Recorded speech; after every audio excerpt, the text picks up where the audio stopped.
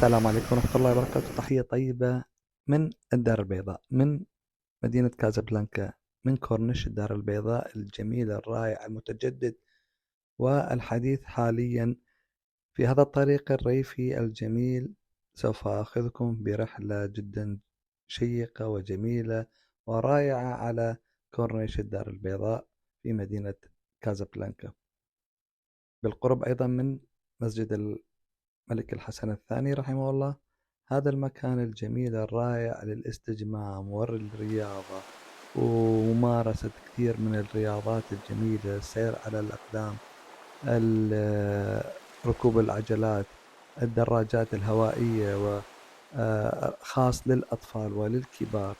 المكان جدا جميل وممارسة جميع الرياضات الجميلة والجلوس. أيضا فيها كثير من المطاعم والكافيتريات بالقرب من مدينة كازابلانكا أو الدار البيضاء كما تسمى المدينة الجميلة الرائعة. هناك كورنيش عين الدياب الذي تم تجديده بالكامل، يوفر مرافق ترفيهية للأطفال ومعدات رياضية للبالغين.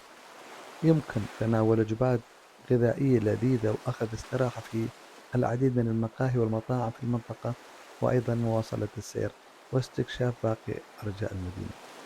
هناك أيضا مراكز للتسوق، مثلا أنفا بلاس، وهو فضاء كبير للتسوق مع العائلة، يمكنك الذهاب إليه والرجوع إلى هذا المكان. مطاعم جدا جميلة تمتاز بالمأكولات المغربية العالمية الرائعة.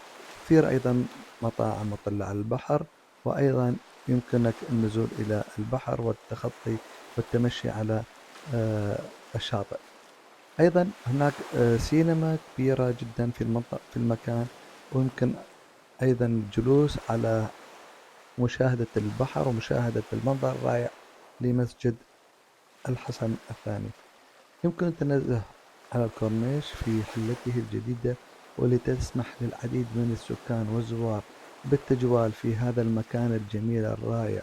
طبعا هذا كله جديد ومستحدث، يعني من هذا العام الماضي إلى الآن المكان في تجدد، والمكان أيضا جدا جميل محمي. هناك أيضا كثير من الحمايات، يعني مثلا الشرطة والجاندرمة أو العسكر.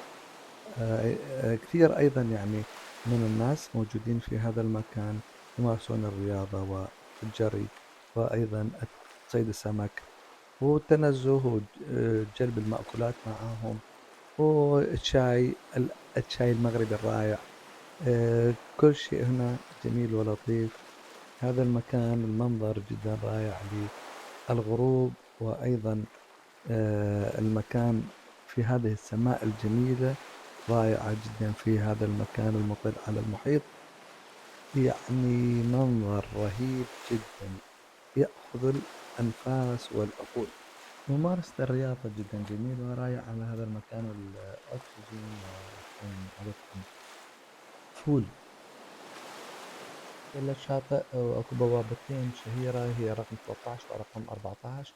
يوفر هذا الشاطئ أيضا ملاعب لكرة القدم وكرة الطائرة الشاطئية وكرة القدم الشاطئية، أيضا نوادي ركوب الأمواج، أيضا كثير من الممارسات الرياضية الجميلة جدا، وهذا المنظر رائع.